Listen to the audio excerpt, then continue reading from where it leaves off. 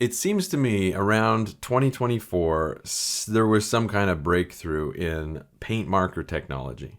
Because I don't know about you guys, but all I knew in paint markers before just a couple years ago was these awful kind of paint marker pens that you like shake and pump and you have to do this, prime them, and then eventually they'll start drawing.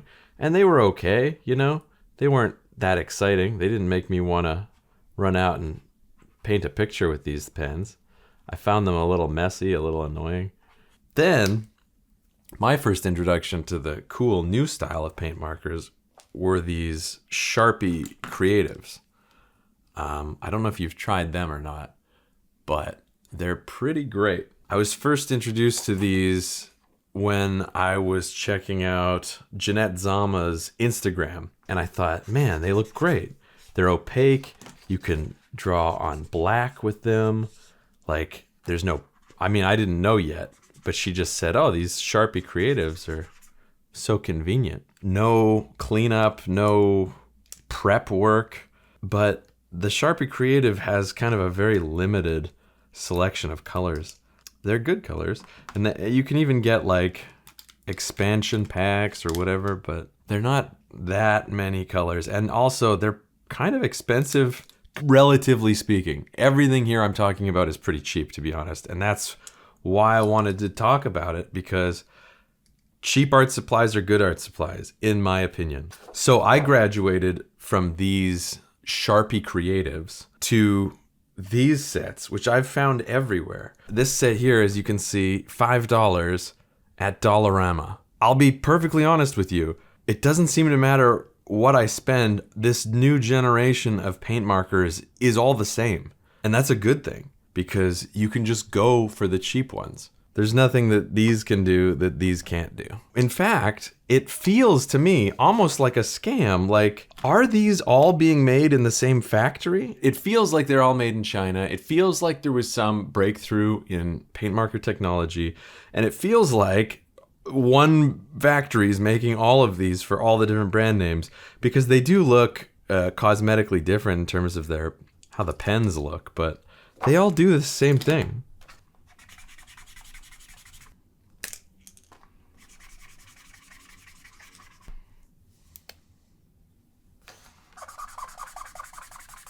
I don't know if you can tell, but 3 different brand markers, pretty much the same. There's been this whole YouTube generation of art supply snobbery, Prismacolor markers, Copic markers, markers that cost like $8 each, and then you get the knockoffs.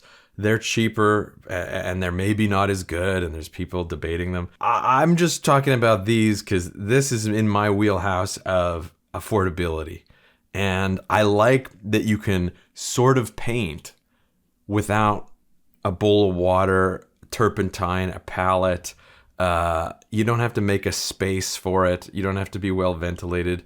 You can sit with a pad of paper on your lap and you can make anything you want. And I'd say it's halfway between painting and drawing. I mean, it's closer to full way if you're an acrylic painter, because acrylic paint always dries a slightly different color than it goes on. It could be darker, it could be lighter. And acrylic paint dries quickly unless you put something in it to slow the drying down. But these don't have any of that. These dry quickly. Now, that doesn't mean you can't mix them. You can mix colors. You just have to move fast. You can do a lot of things with these that you might not expect. This is where I'm just going to walk through my first experiences with these things. We had some cardboard lying around, and I was doodling with my kids. And the doodling started feeling more and more precious, so I did a couple more around the same time. White card paper is what this is. And I was just trying some blending and seeing what different effects I could get. The great news about these things compared to traditional markers is you can go over top and layer and layer and layer and make mistakes. And they're pretty opaque. And if you want to totally erase some mistake, enough layers, you'll make it happen. You start with your kids, I guess, right? If you're me. We have a lot of cardboard. I don't know about you, but we have a lot of cardboard, and these things are fantastic for working on cardboard.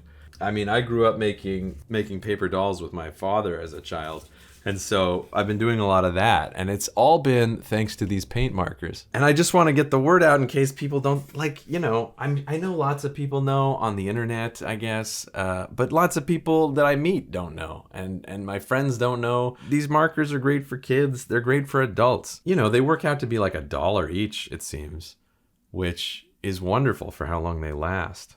I made a lot of masks for my kids. I'll be honest with you. Each mask probably provided 5 minutes of real good times. But I had a good time making the mask. Makes for some fun wall art in the end. I went from masks to just drawing faces and not wanting to cut them out anymore. So there's my Psycho Gorman. And same with the paper dolls. Here's Batman, of course. And every set, not every set, but almost every set of these paint markers comes with a metallic one. Like a metallic set. And they're fine. I mean, you can see it in some of my first tries. I mean, maybe you can't see it. I'm not sure.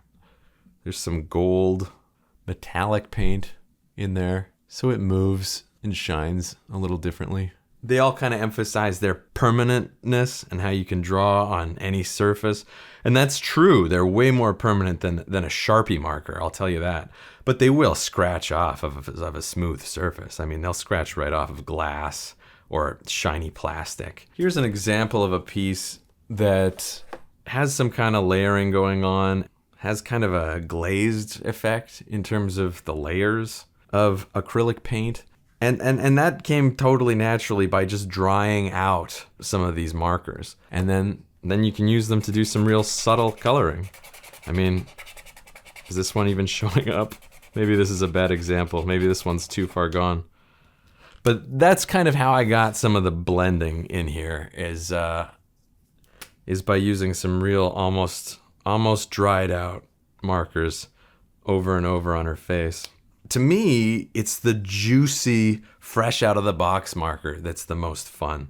Acrylic always dries in kind of a sort of a matte finish. Having said that, some of these markers are unexpectedly glossy, that is a difference between brands. I've noticed there is a brand, one of these brands, the black is a bit shinier, and the others, it's more matte. And I could go either way on that, because if you want shiny, it would be very easy to varnish one of these with an acrylic varnish when you're done. This was drawn very quickly with a set of new markers, and it felt very fun and spontaneous and wet and juicy. I'm still gonna fix, I think, her forehead. It shouldn't recede here.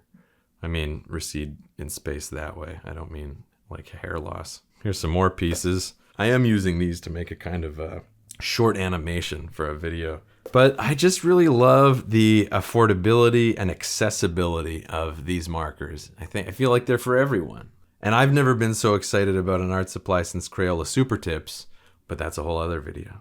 If you're like me, what happens inevitably is you're drawn to this new medium because of its limitations. You know, no matter what box you get, if you get the 72 dual tip set, inevitably you'll feel like, it doesn't quite have as many colors as I need. It's a few colors shy of what I could use, and it becomes this addictive, I gotta find more colors. It's just a weird contradiction of art making, I think, that the limitations will actually kickstart you. They'll get you going and they'll get you excited. And when you've kind of run your course inspiration-wise, you'll start yearning for more selection, more tools, more whatever. And that's the only problem here. My only criticism of these kind of markers. They're all limited in terms of their color value range. And you can't look at diagrams like this to determine what you're buying, because this is a lie. This is the actual results of each marker in the box. And as you can see, they do not look like the printed on the back ones. This is the problem ultimately with every collection of these markers. You will buy a new set because you'll think, I need a dark brown and I don't have a dark brown. And look, clearly there's gotta be some dark brown in here. Well, there's not. There's nothing more than a sienna. There's no burnt umber here. It can become frustrating. When I was working on this guy, I just wanted some really dark red. And I've tried mixing the red with black, and yeah, you want to mix it with a complementary color sometimes, like a dark green. There's very few dark greens. There are some dark greens. I'm using the darkest colors in here, but I would like to reach for some darker colors before we get to black, something in between, Like I really want a burnt umber, because in oil painting, a great black can be made out of the darkest blue and the darkest brown. And that can give you a real juicy black that even mixes well with other colors without becoming too muddy. I guess that's the limitation here. But I just love that you can do this while watching a show in your living room with your kids, outdoors. You can put a cap on everything, put it away, pull it back out in 1 second. There's no cleanup, there's no setup. It's just so darn convenient. I guess I'll just show you a couple more things and we'll wrap it up. But hopefully I'm inspiring you to buy some paint markers. I don't have any stock in these things. Somebody should sponsor me or tell me how to invest in this stuff, because I think it's cool. And if any of these paint companies want some advice, I'd love to talk to them about what I'd like to see. I don't have any favorite brand to recommend to you. Every one of these has been my favorite at some point. I haven't bought a box of markers yet that I didn't love in some way. If I had to pick a brand right now that I've just been loving, it's just been probably these ARTUGN, which is a weird as heck name. They arrived super juicy, but do your own thing. Don't do what I do. Final thing here I made almost for no reason, but that's how it goes when you're making stuff. All these little mini comic books. Like, I think you just ride the wave, I try not to question personally what I feel like doing. If I feel like doing it, I think that's reason enough to follow through and see where it takes me. But as you can probably guess, most of these were books or comics that I loved as a child. These two are somewhat fictional, kind of an obvious Dan Clowes rip. And this is a Mexican pulp magazine I've never read with a fictional back cover. And if you got a bunch of pizza boxes lying around, as we do, you can do some fun stuff with your kids. I say with your kids, but I just made these for my kids, but my son is quite young, so Felix is in a big Dogman spell right now, and it's great. You can tell there's kind of some movie Dogman characters and some book Dogman characters. They were all just requests of Felix's. Now, I know there's going to be a better color for Zuzu's face than this brown, so I'll find it and I'll fix it. Almost every one of these paint markers has some kind of gimmick where it'll be like, oh, a fine tip on this end and a brush tip on this end. I personally like a nice pointy brush tip, but that's just me. I don't really care about any other tip. Then you get these packs like this Art and Soul pack where there's different colors on each side. And so I bought it thinking, oh my gosh, I'm going to get even more. I'm going to get all these colors. But there's a lot of repetition, and it really makes it hard to find what you're looking for when these are just sitting next to you, even if you have them all out of the box, poured out all over your lap. Some of the color combinations are not that intuitive. I did just buy myself a treat, a giant ARTUGN marker set, which maybe I will unbox for you guys. I don't know that I really care about this kind of packaging. It doesn't do much for me. This card will inevitably be a lie, I'm sorry to report. This is interesting. It comes with some replacement tips. I have never seen that before, so I have no experience replacing these. They look very much like Crayola. This is a pretty good selection. So I'm very excited to get to use these. Like, look at that. Look how opaque that is. That's nice. And do some nice line work. Oh, it's wonderful. So my battery died just as I was starting to test those new markers, and they're now my favorite, just like every other set I've purchased before. So I just thought I'd end with some more show and tell. One more mini comic. Doodles and movie stills. Enid from the greatest comic book movie ever made. This derpy cat whose head moves. And you can remove his bird friend. Even I'm not immune to K-pop demon hunters, which will probably very much date this video. A couple more masks, another almost mask, this guy, some Fireheart fan art, more Fireheart fan art. This gentleman here, this cute couple, adorable. And this guy, remember him from the 90s? All your favorites. Thanks for listening. Bye.